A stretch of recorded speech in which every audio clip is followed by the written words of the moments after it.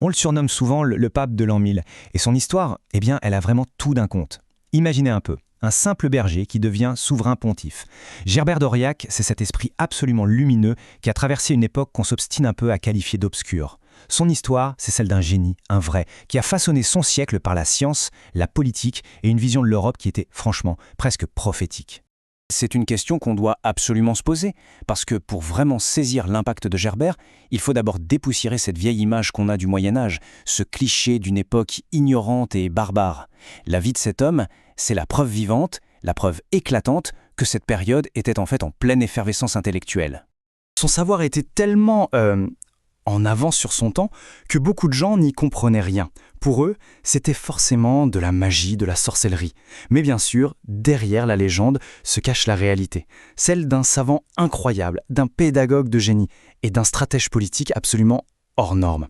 Allez, c'est parti, on plonge dans le parcours vraiment initiatique de Gerbert d'Aurillac. Pour commencer cette histoire, il faut aller dans les montagnes du Cantal. On est loin, très loin des cours royales et des grands monastères. C'est là que tout commence.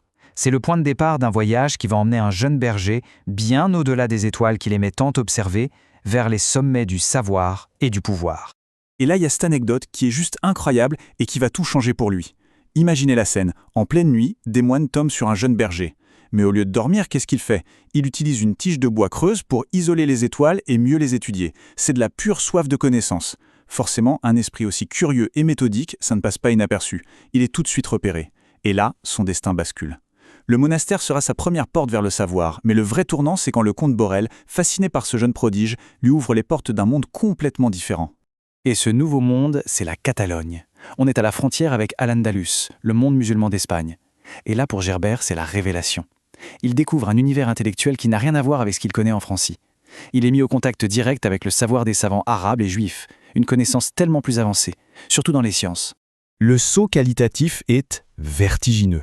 En maths, il passe du calcul de base aux chiffres qu'on appelle arabes et à la bac, la calculatrice de l'époque. En astronomie, fini les concepts purement théoriques, il passe à l'observation concrète avec l'astrolabe. Le truc, c'est que Gerbert ne fait pas qu'apprendre, il absorbe tout. Il devient une sorte de passeur, oui, un conduit qui va ramener au cœur de l'Europe chrétienne un savoir qui va littéralement changer la face du continent. Quand il revient en Francie, à Reims, le jeu a changé. Gerbert n'est plus l'élève. C'est lui, maintenant, le maître. Et attention, il ne va pas juste se contenter d'enseigner. Non, il va complètement révolutionner la manière d'enseigner. Alors à l'époque, le top du top de l'éducation, c'était le quadrivium. Mais avec Gerbert, ces matières cessent d'être de la pure spéculation. Il les rend concrètes, utiles, vivantes. Il va par exemple démontrer le lien direct entre les maths, l'arithmétique, et la musique, le solfège. En fait, il va théoriser les vibrations des cordes musicales et, par la même occasion, moderniser tout le chant liturgique. C'est ça qui est dingue chez lui, sa modernité.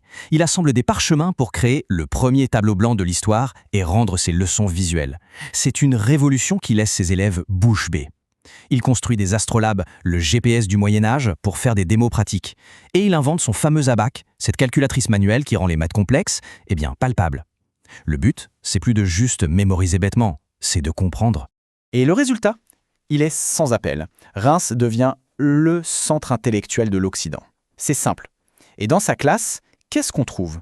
Le futur roi de France, Robert II, et le futur empereur germanique, Othon III. Rien que ça. En fait, Gerbert est tentant de former l'élite qui va diriger l'Europe de l'an 1000. Sauf que Gerbert n'est pas qu'un savant, loin de là. C'est aussi un stratège politique redoutable. Et son influence va carrément décider de l'avenir de tout le royaume de France. Il faut se remettre dans le contexte. L'époque est super instable politiquement. Le pouvoir des derniers rois carolingiens est en train de s'effondrer. Le royaume est fragile. Et là, avec son allié, l'archevêque Adalbéron de Reims, Gerbert va naviguer dans ces eaux troubles avec une habileté déconcertante. Il joue un double jeu en fait, pour préparer le terrain à son poulain, Hugues Capet. Cette petite phrase, tirée d'une de ses lettres, elle dit tout de son pragmatisme. L'amitié de Hugues doit être recherchée sans faiblesse. En clair, pas de place pour l'hésitation. Il pousse son ami Adalbéron à soutenir Capet à fond, quitte à trahir la confiance du roi qui est encore sur le trône. Et là, coup de théâtre, le destin ou disons la politique s'en mêle. Un accident de chasse, comme par hasard. Le dernier roi carolingien Louis V meurt sans héritier. Le trône est vide. Le terrain avait été tellement bien préparé par Gerbert et Adalbéron que l'élection de leur candidat Hugues Capet passe comme une lettre à la poste. C'est le début d'une nouvelle dynastie. Une dynastie qui va régner sur la France pendant plus de 800 ans. Bon, après avoir littéralement fabriqué un roi, on pourrait croire qu'il a atteint son apogée. Mais non, Gerbert va monter encore plus haut, jusqu'au sommet du pouvoir. Une fois devenu pape, il ne va pas se contenter de gérer les affaires de l'Église. Il va construire des nations et façonner une toute nouvelle vision pour l'Europe. En 999, Gerbert devient donc le pape Sylvestre II. Et le choix de ce nom, Sylvestre, ce n'est pas du tout un hasard. C'est une référence directe à Sylvestre Ier, qui était le pape à l'époque du grand empereur Constantin. Le message est hyper clair. Gerbert veut recréer cette alliance sacrée entre le pouvoir spirituel de l'Église et le pouvoir politique de l'Empire. Et c'est là que l'histoire devient presque mythologique. Gerbert a connaissance d'un texte un peu ésotérique, une vieille prophétie faite à Attila, le Hun. Et en plein an 1000, il décide qu'il est temps de l'accomplir. Ni une ni deux, il envoie une couronne royale au duc Étienne de Hongrie, un lointain descendant d'Attila, et le reconnaît comme roi. Et voilà, il vient de créer de toutes pièces le royaume chrétien de Hongrie, d'ancrer une nouvelle nation à l'Europe et de redessiner la carte politique pour des siècles. Tout son génie politique de pape est là. Il ne se voit pas juste comme un chef religieux, non, il se positionne comme l'arbitre suprême de l'Europe, une autorité morale qui a le pouvoir de faire et de défaire les rois.